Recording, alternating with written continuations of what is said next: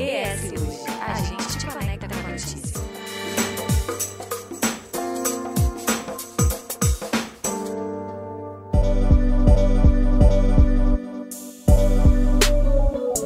Dia 29 de abril celebra-se o Dia Mundial da Dança. A dança, que celebra a segunda arte, é destinada a homenagear uma das manifestações artísticas mais animadas e antigas que existem. A dança tem o poder de captar e transmitir traços particulares de diferentes culturas através do tempo. Possui diversos estilos diferentes, cada um com a sua própria personalidade, e vem aí o Dia Mundial da Dança, que busca a valorização dessas identidades distintas. A data foi criada em 1982 pelo Comitê Internacional da Dança da Unesco e o 29 de abril foi escolhido em homenagem ao nascimento de Jean-Georges Noverre, eu acho que fala assim, não tenho certeza, um mestre do balé francês do século XVIII. Meu francês é péssimo, né?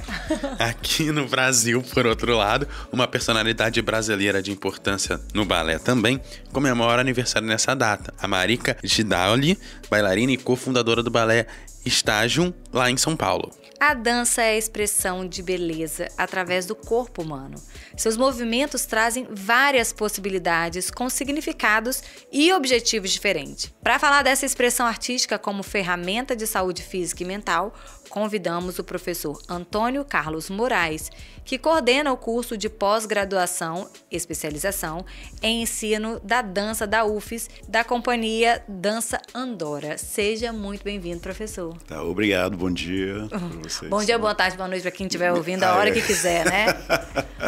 Professor, eu estava falando antes da gente começar a gravar que eu realmente sou apaixonada por dança, inclusive, isso eu não falei no off, sempre, até com música na igreja. Então, assim, tá lá naquele momento de reflexão, aquela música que as pessoas normalmente param, choram, ajoelham e tudo mais, eu tô dançando para um lado e para o outro. Depois que tive as crianças, sabe aquela dancinha de você botar a criança pra ninar? Eu faço isso o dia inteiro. Minha filha mais velha já tem 5 anos. Eu adoro dança de tudo quanto é jeito. Quando minha filha dança, eu falo, é isso mesmo.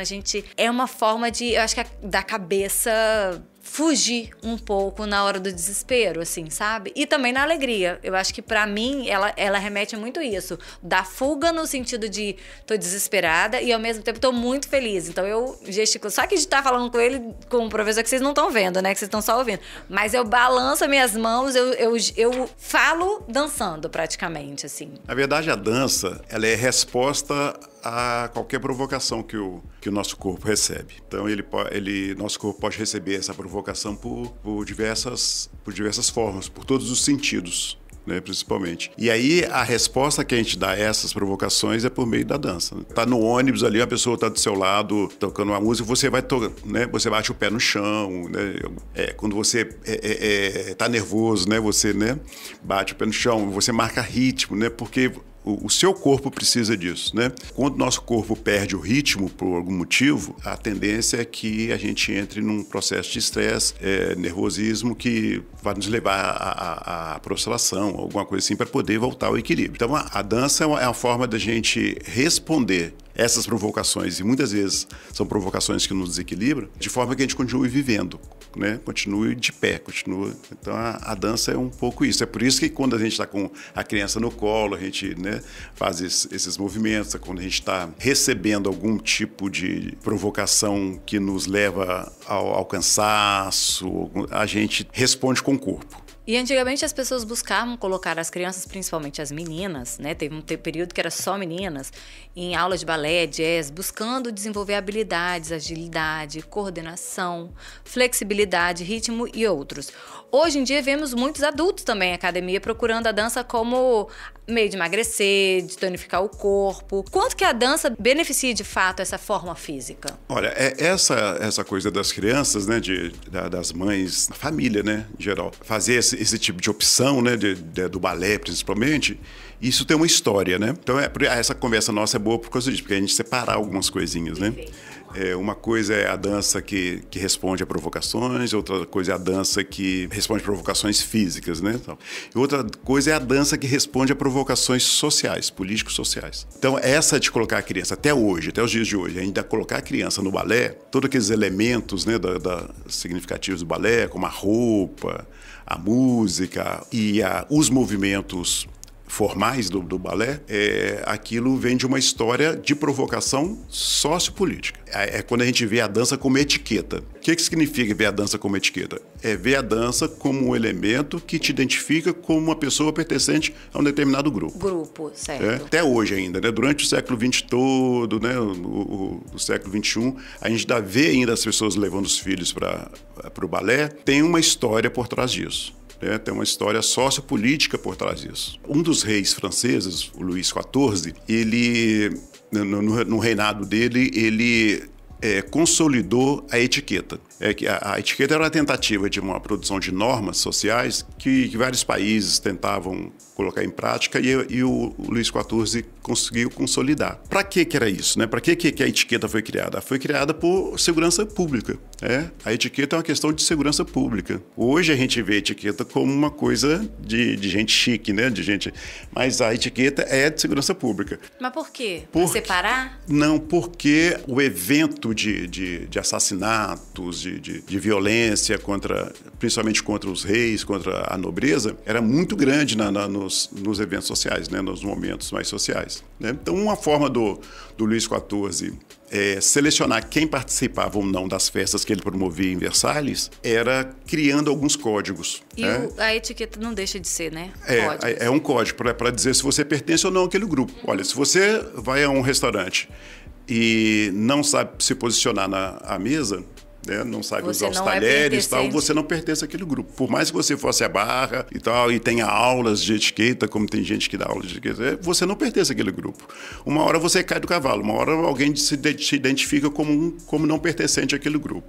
Aí tag esse aí é mais um novo rico, né? Sim, essa história do novo rico, do novo político, né? Da nova política, né? É um sujeito que não pertence naquilo e aí força a barra, né? Então o Luís XIV ele faz isso, ele pega essa etiqueta, né? É o irmão dele, né? O Felipe, que é o grande responsável por isso, né? E define algumas coisas, né? Então, por exemplo, às vezes eu brinco com meus alunos, porque eles fazem aqueles convites para a formatura, né? Aí eu digo, agora como que vocês são antigos? Como vocês são antigos? Agora como que vocês são cafonas? Né? Porque no convite vai dizendo como é que você... Quer que as pessoas se vistam. É o traje, né? Uhum. Qual é o traje? O traje é esse. Né? Tem alguns que trazem até o menu, né? Que vai comer o quê? Isso está na etiqueta lá no Luís XIV, lá... E aí a galera avança na academia, sai do balé e começa aquelas outras aulas, né? E tem a lamba aeróbica, tem a zumba... Sim, porque aí é isso. E aí já é mais pro corpo em si, né? É mais pro corpo, né? Não tem Mas essa... eu só queria terminar esse gancho que o senhor começou, falando que o balé tá começou lá atrás, dentro dessa questão da criação da etiqueta. E aí, aonde que entrou o balé? Como se... o balé já existia, de alguma forma, né? Mas o que o Luís XIV faz? Ele sistematiza. E aí, veja bem, todo reinado, toda tentativa de império, aquele negócio todo, porque o Luís XIV era um cara, fazia essas tentativas de império, essas guerras que ele fazia contra a Inglaterra, contra a Espanha, aquele negócio todo, é tudo uma tentativa de formar um império. Você precisa criar códigos. Você invade uma outra terra e um outro povo, você conquista um outro povo, você precisa de códigos para poder...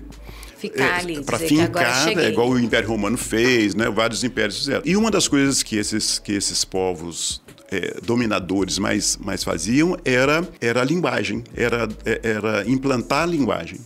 No caso do balé, era a linguagem corporal. Então, dentro dessas listas todas, tomar vinho, como é que você toma um vinho, tal, né? Porque uma das formas mais comuns de assassinato era para o envenenamento pelo vinho. Então, os caras chegaram a uma conclusão que não adiantava ficar inspecionando todos os vinhos, porque a maioria chegava envenenado. Era muito fácil envenenar um barril de vinho. Então, era preciso mudar a forma como você tomava o vinho, né? Então, aí vem essa taça em forma de cone, que quando você roda aquela taça ali, que o vinho gira, As proteínas de veneno, que são pesadas, elas vão para o fundo da taça. Então você bebe até um ponto, né? Você não bebe o vinho todo. Se você beber o vinho todo, você vai ficar envenenado. Então, são códigos que você aprende dentro daquele espaço que você frequenta. Então, se uma pessoa chega, um penetra, né? O a gente usa penetra. Ou criminoso. Entra numa festa dessa e não possui essas informações, ele vai ficar envenenado. A Catarina de Médici, que foi ela envenena todo um exército, um pelotão de exército italiano que invade o castelo, só com veneno. Né? Ela mata todo mundo só com veneno, porque havia uma regra dentro da casa de não comer com as mãos, e aí ela envenena todas as partes, os corrimões de escada, ela envenena umas moedas que ela dá pros caras, aquele negócio todo, e na hora de comer, só eles comeram com a mão, entendeu? Então, a questão da segurança pública na etiqueta era isso. Então, olha, eu vou fazer uma festa, vou mandar um professor na sua casa para te ensinar as danças que vão acontecer na minha festa. E como que isso perpetuou, né? Porque a gente está falando lá, século passado, né? Europa e tal. Como que isso vem perpetuando, chegando nos dias de hoje, em que o balé também separa classes, né? Sim. Porque é uma coisa elitista. A gente tem projetos que vão às comunidades, mas de maneira geral, as pessoas que vão se matricular, pagar numa escola de balé e tal, elas realmente, isso faz essa separação ainda hoje. A perpetuação ela vem da ideia do pertencimento. Hoje, por exemplo, a gente está vendo na política acontecer isso. Pessoas que descobriram uma referência. Então, elas descobriram uma referência e dizem, olha, agora eu sei a qual grupo eu pertenço. Então, a questão do balé é a mesma coisa, porque quando a nobreza cria uma regra de pertencimento, quem não é daquela nobreza começa a investir na sua vida para poder cumprir, para pertencer também. Então, o balé fica dessa forma. Então, a gente tinha outras formas de dança? Tinha. A gente tinha os grupos mambembes, né, que circulavam, os grupos de circo, que circulavam pela cidade, todo mundo dançava. Agora, o balé não. O balé só fazia balé quem aprendia aqueles passos pré-determinados. Né? Então, como eu disse, eu vou fazer uma festa na minha casa, tem um professor, o nome dele é mestre de sala, que depois no carnaval ele é sacaneado no carnaval, satirizado e vira mestre sala, passa pela escola para poder ser mestre sala de uma escola de samba. Mas, na verdade, ele começa sendo uma figura de deboche. Por que é deboche? Porque era um professor pobre que ia nas casas das pessoas, ensinar as pessoas a dançar a dança que o anfitrião determinou. E não participava da festa no fim das contas. Não, ele participava, mas fazendo a marcação da coisa, mas ele era um empregado. Ele era contratado para fazer isso. Ele não sentava à mesa da nobreza para jantar com os caras. Ele chegava lá na hora da dança e dizia para o maestro, música tal. E aí, quem não dançava é porque não foi convidado. E aí se levanta a questão da segurança. A questão da segurança. Foca naquele ali. Foca naquele porque ele não está dançando. Ele não está dançando, ou seja, ou ele penetra ou ele é alguém que vem fazer mal aqui. Ou vem fazer mal aqui. Então, a questão da segurança pública era essa. Então, porque o convite já ia assim. O convite já ia dizendo, fulano, você está convidado, comida vai ser essa, você tem que vestir dessa forma e as danças serão essas. Se você não está cumprindo isso, você penetra, você é um infiltrado que pode levar algum problema para as pessoas daquela festa. Então, é uma etiqueta. Então, se você sabia dançar um leque de danças que esses mestres de sala tinham, você pertencia a um determinado grupo. E como é que isso perpetua? Perpetua justamente por causa disso. Quando você tem um pequeno grupo que domina uma determinada atividade de pertencimento, o grupo que está de fora vai tentar fazer um movimento para poder se aproximar. Então, por exemplo, hoje nós temos a quadrilha na festa junina. A quadrilha da festa junina nada mais é do que uma corruptela dessas danças, dessas festas. Nada mais é do que uma tentativa de copiar a festa do patrão. Então, quadrilha significa pequenos quadros. Então, por que é pequenos quadros? Porque a festa das pessoas fora do castelo, não vai ter uma orquestra que vai tocar a música toda, por exemplo. Então, o que eles fazem? Eles fazem pequenos grupos de músicos que copiam o refrão de cada música. Então, copiando o refrão de cada música, você também copia o refrão dos passos. Então, você faz um passo, depois faz outro. Então, vira aquela coxa de retalho que, na verdade, era uma tentativa... Quadrinhos da quadrilha.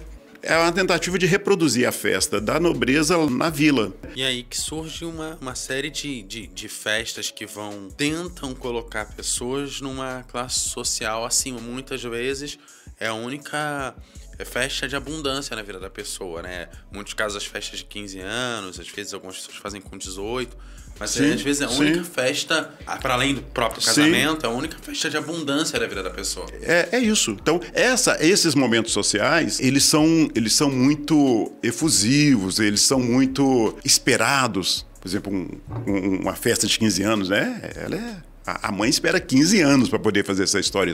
Então, até hoje se repete coisas de 400, 500, 600 anos atrás, né?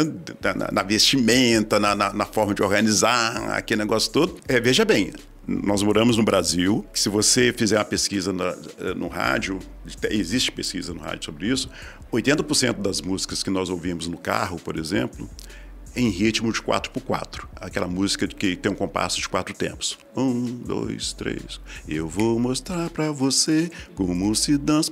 Então, essas músicas brasileiras, em geral, 4x4 e o samba 2x4. O samba mais pegado 2x4. Nós não temos no nosso dia a dia, no nosso cotidiano, o ritmo 3x4. Que é como? Que é o ritmo da valsa. Então, se você for a Viena e alguns países europeus, você vai ver no rádio o tempo todo, você vê o 3x4. No Brasil, não. No Brasil, o tempo todo no rádio é 4x4. E aí, mas por que nas festas importantes, o 15 anos, casamento, toca valsa? A formatura, toca valsa. Que é aquele momento que você ficou naquela elite ainda criada no século XX. Você cria uma fantasia que a sua festa é a coisa mais importante daquele momento, para você e para muita gente, e que ela merece, então... É a realização. Né? É a realização. Ela merece uma coisa muito chique. E muito chique é a valsa, né? Essa cultura da valsa, que é uma cultura milenar.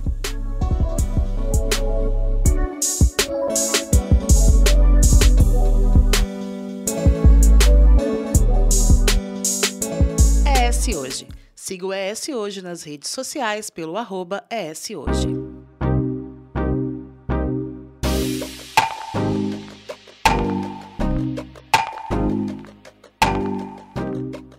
E quando foi que o corpo ser magro ou não era, ou já teve época que não era regra que o bailarino ou a bailarina tivesse um corpo magro e esguio, ou sempre foi? Porque a gente vê que já há algumas décadas, bastante tempo, também se tornou a dança, que foi essa minha primeira pergunta, como uma forma de beneficiar a forma física. Não, aí a gente tem que separar umas coisas. Tá. Né? Quando a gente fala de dança em público e dança no privado. Quando a gente fala do ensino da dança, né, principalmente a partir de Luís XIV, do ensino da dança mais sistematizado, aquele negócio todo, a gente está falando o ensino da dança para a gente dançar em casa, nas nossas festas particulares, com alguns convidados, aquele negócio todo. Aí dança homem e mulher, né, a maioria dessas danças clássicas, ela dança em par, aquele negócio todo. Mas depois a gente vem para um desenvolvimento urbano, social, que vai nos proporcionar uma vida cultural pública. É diferente dos mambembes, do circo, aquele negócio todo, a gente vai começar a ter o teatro, né? Que já existia em Roma, na Grécia, mas aí a gente começa a ver a dança no teatro. Aí vem uma separação muito importante. Aí a mulher não entra. Mulher não dança em público. Até a metade do século XX, mulher não dança em público. Não dançava em público. Então, como é que a gente fazia? Né? Porque as peças clássicas eram todas de romance, a maioria era romance, a maioria envolvia, né, um caso de paixão, aquele negócio todo, né? O Shakespeare era muito... E aí, como é que a gente resolvia isso na dança, então, se mulher não dançava? Era homem com homem. E aí havia os concursos, né? A gente pegasse, tem um jornalista muito bacana, que chama Delzo Renaud. Ele faz crônicas sobre as reportagens de jornais do século XIX. Então ele traz, por exemplo, alguns anúncios de chamadas de bailarinos, né? E aí, em determinado momento, a gente vê lá assim, olha, estamos contratando homens que vão se vestir de mulher. Homens que aceitam se vestir de mulher, aceitam desempenhar personagens femininos. Né? Então aí começa a questão corporal. um pouquinho a questão corporal. Por quê? Porque agora eu preciso de homens que vai levantar homens, que vai carregar homens no braço, que vai jogar homem para cima. Então, nessa seleção, além da pessoa ser um dançarino, tem um que dançarino, ter um porte físico. ela tinha que ter um porte físico que não fosse tão pesado para o outro homem carregar, para o outro homem jogar para cima, aquele negócio todo. Entendeu? Então começa, além de ter assim, isso, né, de gostar, de aceitar se vestir como mulher, de fazer maquiagem de mulher, então, ele tinha também de ter. Então aí você começa então a ver nos corpos artísticos de dança há uma separação ali. Você vê homens fortes e homens corpulentos e homens não corpulentos. E aí tem uma diferença de altura, porque você tem que ter uma diferença de altura para que você consiga levar para alavanca, né? Tem a para questão se representar também. Tem a questão da alavanca aí, para se representar também. Você não pode ter uma mulher da mesma altura do homem. Né? A gente está falando de uma época em que a questão da masculinidade, a questão do machismo, que hoje a gente chama de machismo, né? Naquela ocasião era coisa absolutamente normal. Era muito difícil uma companhia de dança apresentar uma peça em que mulher estivesse desempenhando o papel de mulher. E quando a mulher começou a poder se apresentar, ela poderia ter qualquer porte físico ou tinha que ser também magra? Tinha também de ser uma pessoa com... Porque ensaio, aquele negócio todo, se você não tivesse um peso adequado, assim, não facilitava as coisas, né? Mas era isso. Aí começa a questão corporal aí. Perspectiva da etiqueta, ele é criado por um militar. Esse Felipe, irmão do Luís XIV, foi um dos generais mais sanguinários da época. Era gay, né, bissexual, né, na verdade, mas era muito violento. Então ele tinha todos os seus elementos agressivos, de militar, aquele negócio todo. Então a ideia, né, dessa postura corporal do balé, ela é bem militar mesmo. Ela tem essa disciplina militar. A gente não pode esquecer de Rudolf Laban, que é algumas pessoas chamam de Laban, mas ele mesmo gostava de ser chamado de Laban. Inclusive, ele teve uma passagem pelo exército alemão, de que quando você vê esses desfiles, por exemplo, militares, aquilo ali é uma dança, né? É uma coreografia, né? É verdade. Então, as paradas são era muito comum os coreógrafos, os grandes coreógrafos, ser contratados pelos grandes exércitos para poder ensinar. E aí essa questão do balé vem à tona, né?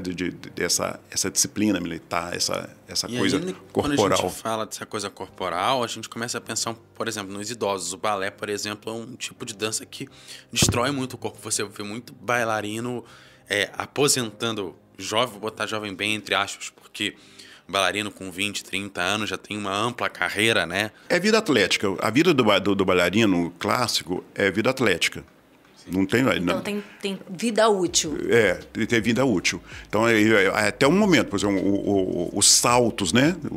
Os saltos, os saltos do balé, eles têm um limite, né, corporal, que chega um momento que não dá mais, né, para ficar agachando e saltando. Isso, quer dizer, é o mesmo nível atlético de um jogador de futebol, de um corredor, de um ginasta. É ali por volta de 35 anos, você já não tem um bailarino. Assim, aí ele começa a escolher, né?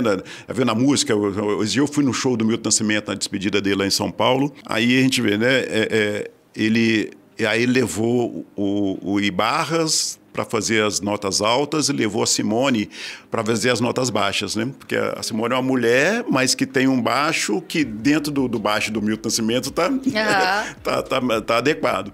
Então, mesma coisa vai acontecer com os bailarinos quando vão ficando velhos. Eles começam a escolher peças, coreografias em que ele salta menos, que ele precisa de levantar menos as mulheres, entendeu? Porque a primeira limitação vem no homem, porque é o que mais faz força. É verdade. Né? Vamos trazer para... Mas as meninas, né, ficam pé deformados, né? Bom, e aí vamos para os aplicativos, né? Que tem os vídeos online, assim. Qual cuidado que a gente tem que tomar para praticar essas danças online, né? Porque não tem a supervisão. E a gente sabe que exercício sem supervisão a gente pode fazer algumas coisinhas não tão interessantes. E qual a verdade também nesses aplicativos que o senhor avalia? O problema dos aplicativos é a gente achar que as pessoas que estão fazendo aquelas filmagens são pessoas comuns. De vez em quando eu vejo, o pessoal manda para mim, tem uns meninos na África que fazem umas dancinhas e tal. Você prepara muito a cena, né? A gente vê que é uma cena preparada porque, por um detalhe, a filmagem é muito boa, né? Então, assim, a filmagem é profissional, não é uma filmagem de celular, ninguém está filmando aquele ali por acaso, né? Então, são dançarinos profissionais que estão ali vestidos de crianças pobres numa vila miserável da África fazendo umas danças. Então não são pessoas comuns, são pessoas que têm boa flexibilidade, pessoas que têm uma preparação corporal muito boa para poder fazer aquelas coisas. Então não são pessoas comuns. Então, não que não aconteçam essas expressões nessas vilas pobres, nessas pessoas miseráveis. Sim, não mas, que não não, exista, mas não daquela forma. Mas não com a qualidade da imagem que nos chega. Não com aquela qualidade de imagem, de performance, de hipótese alguma. Então, primeiro é isso. A gente, muitas vezes a gente olha... É o famoso fake news, né? Você vê uma imagem, ouve alguma coisa e pensa que aquilo é verdade do jeito que está sendo mostrado. É profissional fazendo, então a gente tem que ter esse olhar, e para a gente fazer o exercício em casa, qual é o olhar que a gente tem que ter sabendo que ele é profissional, para que a gente não tenha problema e para que a gente aproveite alguma coisa dali? Eu vejo o seguinte, aí eu falando no meu campo da dança, eu não vejo a dança como essa expectativa de condicionamento físico, né, de comprometimento do corporal. Eu vejo a dança como uma libertação espiritual mesmo, de eu me manifestar da forma como eu consigo me manifestar. Então, para mim, o princípio é esse. Eu tenho um grupo de dança, eu sou o diretor de arte cênica, tenho um grupo de dança de nível internacional, inclusive. A gente viaja, estão preparando agora uma viagem para Portugal. E as pessoas, o movimento que as pessoas fazem, são movimentos dentro da capacidade deles. É isso que caracteriza o meu grupo, inclusive, né? As pessoas vão e dançam, sem exigir aquilo, nada mais daquilo que ela consegue fazer. Ela pode até ir evoluindo, aquele negócio todo. O que eu sugiro para as pessoas é isso, né? Que você vai fazer o movimento dentro das limitações do seu corpo. E aí que o senhor falou das limitações, eu quero falar também sobre essa questão. A dança faz com que você supere as suas limitações. Sim. Então a gente tem, por exemplo, cadeirantes que dançam dentro das suas condições. Sim. Temos pessoas com deficiências também. Temos idosos com dificuldade de mobilidade que também conseguem, por meio da dança, superar determinadas situações ou melhorar o condicionamento. Não é condicionamento enquanto emagrecer e engordar, essas coisas todas, mas assim, de andar, de se manifestar. E o quanto que isso, e aí bate muito com o que o senhor falou do seu grupo, o quanto que isso superação de fato. Sim, então é isso, olha. Existe um método que a gente usa para quem estuda educação física e tal, né, dentro dessa área de condicionamento, que a gente chama sensação de esforço. Método da sensação de esforço. Então, olha, eu falo para você, vá ali no calçadão de Camburi e faça uma caminhada. Até onde eu vou? Aí você pergunta, até onde eu vou? Aí eu tenho várias referências, né? Eu tenho, por exemplo, a referência do tempo. Então, olha, você vai sair, você vai marcar o lugar de onde você saiu e vai caminhar 30 minutos. Quando der 30 minutos, você volta para o ponto de partida. Se você chegar no seu ponto de partida... Em 30 minutos também? Em 30 minutos também, significa que você está com uma condição física boa. E ritmo, né? Manteve o ritmo. Manteve o ritmo. Se você chegar com 61, 62, que você está devendo, entendeu? Mas você não se matou para isso. Você vai continuar fazendo isso. Amanhã você vai fazer a mesma coisa. Se chegar em 61, 62, você vai repetir. Você não vai se matar para isso. Você não vai continuar caminhando ou fazer qualquer coisa ou vai aumentar o sua... Daqui uma semana, você vai chegar você vai em 30 e volta nos 30. Onde é que está a sensação que você melhorou? Na hora de você voltar. Porque na hora de você voltar, bater os 30 minutos, você vai voltar. Se você estiver num lugar diferente daquele que você volta sempre, você já sentiu que melhorou. Aí eu quero superar. Tá, se você quer superar, então tá bom. Então você vai fazer isso. Você vai agora nos 30, marcar onde é que você vai voltar e vai chegar nos 60. E amanhã você vai passar desse ponto. É a tentativa de superação.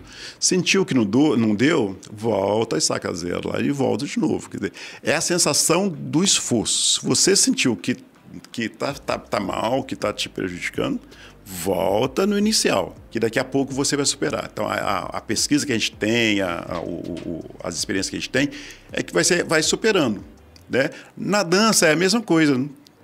Porque tem a questão mental, né? Que você vê, visualiza aquilo, memoriza, joga no corpo, tenta fazer, não consegue, e daqui a pouco você se vê fazendo. Isso tudo é sensação de esforço que a gente vai percebendo que a gente supera. Não é uma coisa previamente determinada, entendeu? Como a gente vê nesses vídeos, tal, faz isso, faz aquilo. O que acontece nesses vídeos é que, se você for pesquisar mesmo as pessoas que acompanham isso, o percentual de pessoas que realmente aprende aquilo e reproduz é muito baixo.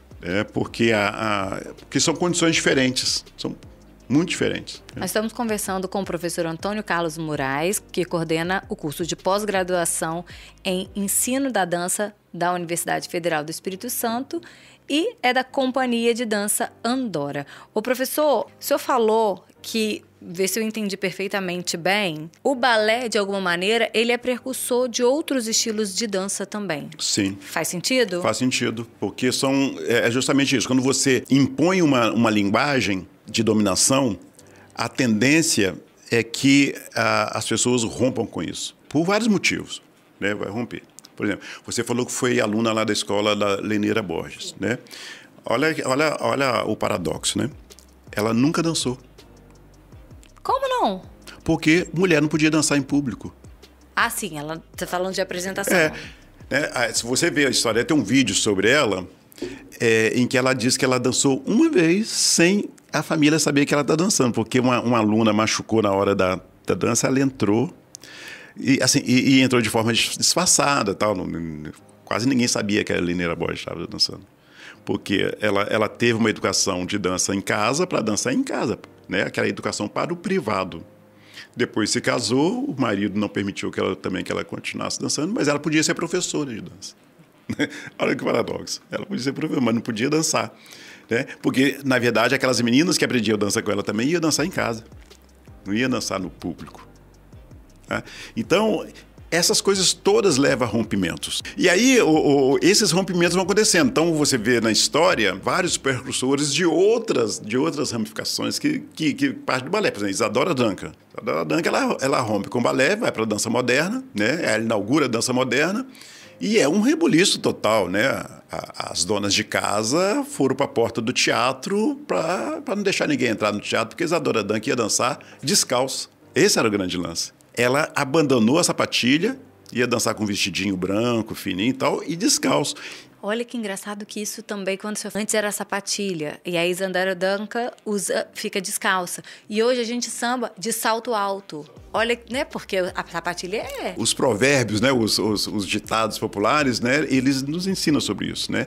Você desceu do salto. Você desceu do salto por quê? Você desceu do salto quando você perdeu a elegância. Né? A sapatilha dá a sensação que você está voando, a sensação que você está por cima das coisas. Quer dizer, a sapatilha ou o salto alto? A sapatilha, porque o salto alto é a imitação da sapatilha. A sapatilha antigamente é salto alto? Não, ela é de ponta. Então, obrigado a bailarina. É de ponta. Sim. Então, a bailarina na ponta, ou seja, o calcanhar dela não encosta no chão, nunca. É só para destaque. Que doideira, aquela descansada, eu fiz balé, eu não sabia. Aquela descansada breve e volta, porque a ponta do pé é o símbolo da elegância. Né, quem de alguma maneira teve uma iniciação de balé, digamos assim, hoje, que comece com balé, ela consegue dominar outras danças? É possível? Consegue. Ou ao contrário, assim, não, nunca consegue. Fiz balé, mas eu danço muito bem samba. Nunca fiz balé, mas danço muito bem o Congo. Enfim, todas as outras danças, ou tem alguma ligação que necessita? Não, uma coisa não determina a outra, hipótese alguma. Uhum. Hipótese alguma. Você pode aprender qualquer dança sem passar por outra. Aquilo que eu disse, o que pega mesmo é a referência sociocultural. Aí você vê a menina lá sambando, daqui a pouco ela está na ponta do pé. Ela está na ponta do pé por quê? Por causa do balé. Historicamente, a gente vai ver, é o balé. Olha, se é para você ser uma bailarina, uma dançarina, você tem que dançar na ponta dos pés. Tá bom. Aí se você pega, por exemplo, o samba de roda da Bahia, o recôncavo baiano, vê as mulheres dançando, elas não dançam na ponta do pé. Pé no chão, arrastadinho, sandália arrastadinha, tal. Aí quando você chega, aí você vai descendo, né? O nosso grupo faz uma história dessa, né? Aí você vai descendo, aí chega no Rio de Janeiro, aí quando o samba ganha os salões, Aí as meninas vão para a ponta do pé. No terreiro, elas estão com o pé no chão. No salão, elas estão na ponta do pé. Porque o salão é aquela história que eu disse. Você ocupar o salão, você está ocupando um espaço social diferente. É um salão de festa, um salão de dança, não é o terreiro. E isso vem sendo reproduzido o tempo todo. Então, aqueles salões imperiais lá do século XIX passam a ser reproduzidos, né, como a quadrilha reproduziu as grandes festas lá na França, né? Esses salões, quando você passa pelo Rio de Janeiro, por exemplo, ali no Catete, naquelas regiões ali, tem aqueles casarões antigos ainda, são transformados em salão de dança, são formados em casas de baile. Porque, na verdade, é uma forma de você reproduzir aquilo que era lá no século XIX das grandes festas, nos salões imperiais, aquele negócio todo. Né? Eu não tive acesso naquela época, mas eu tenho agora. Então, sabe, aquele negócio de... Né? Mesmo que seja de forma precária, mas eu tenho acesso. E aí, pra gente encerrar, e onde que a saúde mental entra nessa história inteira? Porque a gente sabe que a dança... ela ajuda a botar a cabeça no lugar independente da hora, de tempo, de dia. Onde é que ela entra e como que a dança consegue fazer essa transformação através da saúde mental? A saúde mental, ela entra justamente na... O problema da saúde mental é a libertação. É a pessoa ser livre ou não. Quando a gente fala de assédio moral, né, por exemplo, dentro das empresas, aquele negócio, tudo é isso. Você é colocado para trabalhar dentro do estúdio desse aqui, daqui a pouco vem um chefe te dá uma ordem, vem outro chefe te dá outra ordem, vem outro chefe te tira daqui, corta outro lugar.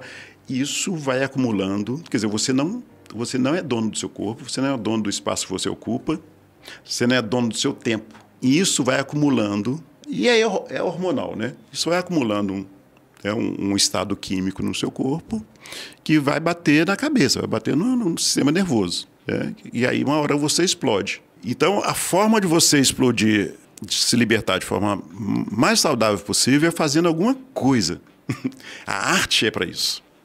A arte é para te proporcionar essa libertação antes que você morra, antes que você exploda de forma negativa. Pinta, você desenha, você canta, você faz poesia ou você dança. A dança não é nem pior nem melhor do que nenhuma dessas manifestações artísticas. Ela faz parte desse conjunto de coisas que é para dar essa libertação do espírito para as pessoas. Para não esperar que a mente exploda, que a mente seja totalmente danificada. E aí, quando você dança, você está se libertando disso. Está se libertando disso. Então, aí, todas as artes, né, fazer isso, olha, vamos romper com esse show. Então, vamos fazer música aguda, sim, vamos pegar uma guitarra. Vamos movimentar essa galera. Vamos movimentar, entendeu? É isso. E eu entro nisso, né? Aí eu aceito, né? De repente, eu sou uma pessoa que estou convivendo isso a minha vida toda com aquela coisa grave, né? E aí eu me deparo com uma situação aguda e eu aceito essa situação, né? Eu aceito essa provocação aguda e entro, né? Isso e que você falando. A provocação. E respondo a provocação. Com a dança. Então, aí vem... Com a dança ou com qualquer outra expressão cultural. Aí começa isso que eu estou falando, a libertação do espírito, né? O amaciamento da mente, que você começa a permitir que o seu sistema nervoso, então, faça ligações sinápticas de outras formas, entendeu? E aí, né, você sua, abraça o outro suado, sabe essas coisas que a etiqueta não permite, né? E aí, rompendo com a etiqueta também. Rompendo com a etiqueta, entendeu? Eu vou dançar, eu vou subir na mesa, eu vou descer do salto. Vou descer do salto, eu vou rebolar até o chão, eu vou, né? Entendeu? Aí você romper com essas coisas. Então, o que vai acontecer? Você vai começar a buscar. Aí você entra no balé, você vê que o balé está te deixando mais formal ainda. Não, eu não quero isso. Eu vou para dança contemporânea. Vou para contemporânea. Que aí tira o coque, solta o cabelo. Só tira o coque. Então eu não sou mais aquela menina parecendo uma produção em série, né, de bailarinas. Todo mundo com coque, com a mesma roupa. Você olha para uma, você pensa que está falando com a outra, né? Aquela coisa, não. Aquele exército, né? Exército. Que vira um exército também. Todo mundo muito Tudo parecido, volta nesse né? ciclo.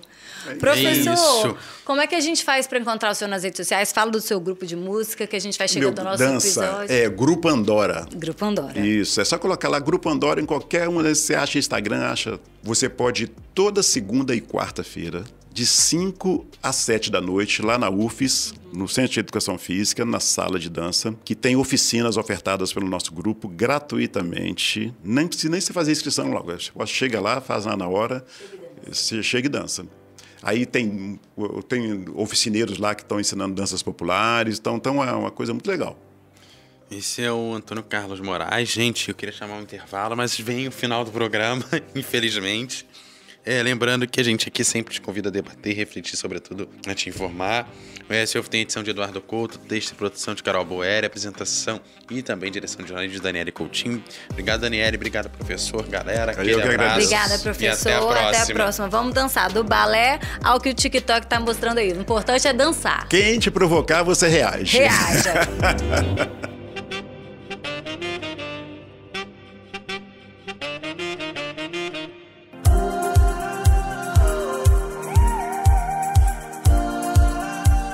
Deixe seus comentários no eshoje.com.br. É lá que você se mantém informado toda semana. Nos siga nas redes sociais e no nosso canal do YouTube, @eshoje.